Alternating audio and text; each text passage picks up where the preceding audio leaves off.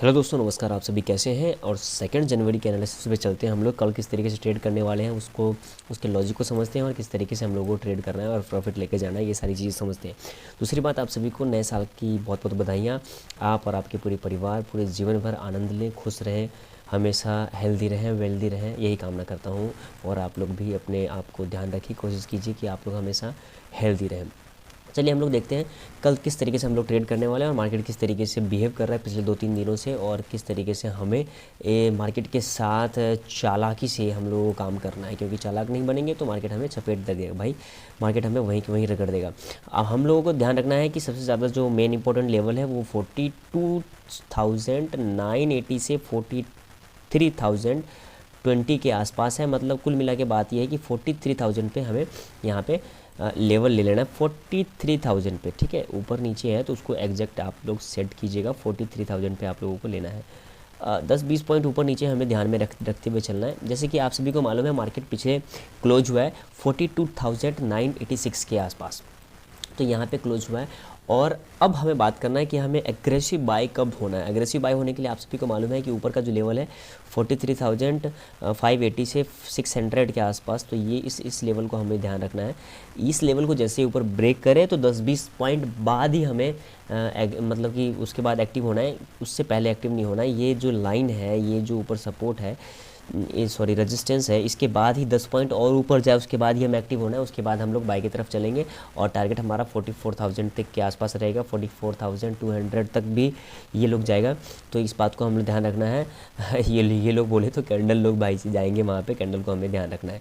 और नीचे की तरफ हम लोग देखें तो भाई नीचे की तरफ आप लोग देखो कि ये 4-5 जो कैंडल है, एक कैंडल ये हो गया, सेकंड कैंडल ये है, फिर थर्ड ये भी इसी का, इस कैंडल को भी ले लो, फिर फोर्थ और 5, 6, ये सारे कैंडल का अगर हम लोग नीचे की तरफ अगर सपोर्ट माने तो 42,400 के आसपास ये वाला लेवल है।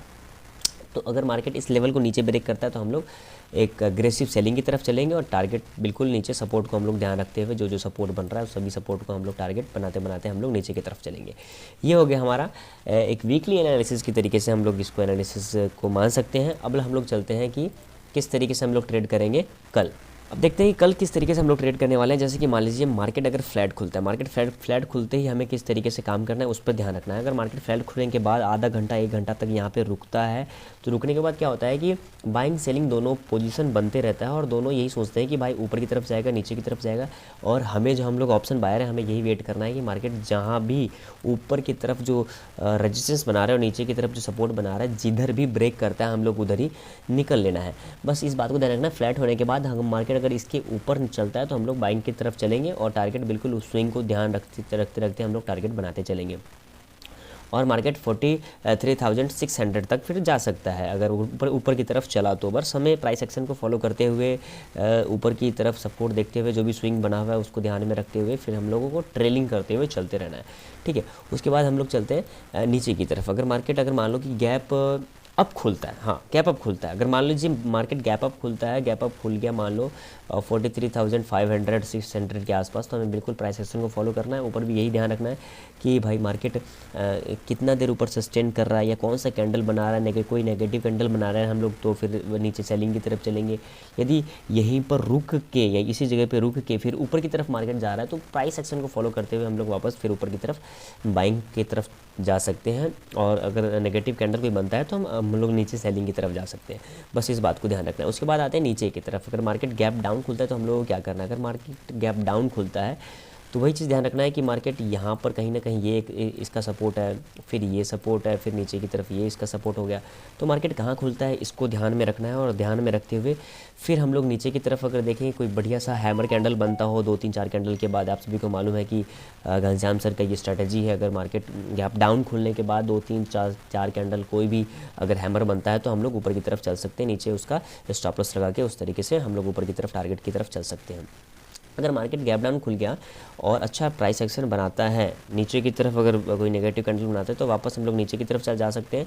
और जैसे ही आप लोग ध्यान रखना कि अगर 42,400 के नीचे अगर कहीं ना कहीं मार्केट जाता है तो भाई हम लोग नीचे की तरफ एग्रेसिव सेलिंग करेंगे और फटाफट हम लोग नीचे की तरफ ट्रेलिंग करते चले जाएंगे और हमारा टारगेट मिलता चला जाएगा। इस बात को ध्यान रखना है। बस नीचे की तरफ भी आप लोग सपोर्ट को ध्यान रखना है कि यहाँ पर मेन सपोर्ट कौन सा बन रहा है, जो मेन सपोर्ट है उसको ध्यान रखना है हम लोगों को, और उसके बाद फिर इस तरीके से सपोर्ट को मार्क करते जाना है और नीचे की तरफ हम लोग चलते जाएंगे। चलो इस वीडियो में बस इतना ही, मिलते हैं नेक्स्ट वीडियो में। Thank you so much.